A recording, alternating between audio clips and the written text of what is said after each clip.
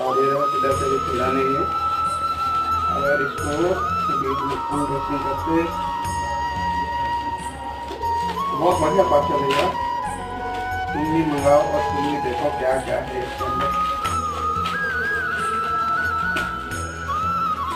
तो ये क्या किया है कि इसको पहले कंपनी ने बांधा है, बीच में सिर्फ बॉबल पेपर भी रखा है, बैलून से नहीं फुटता है।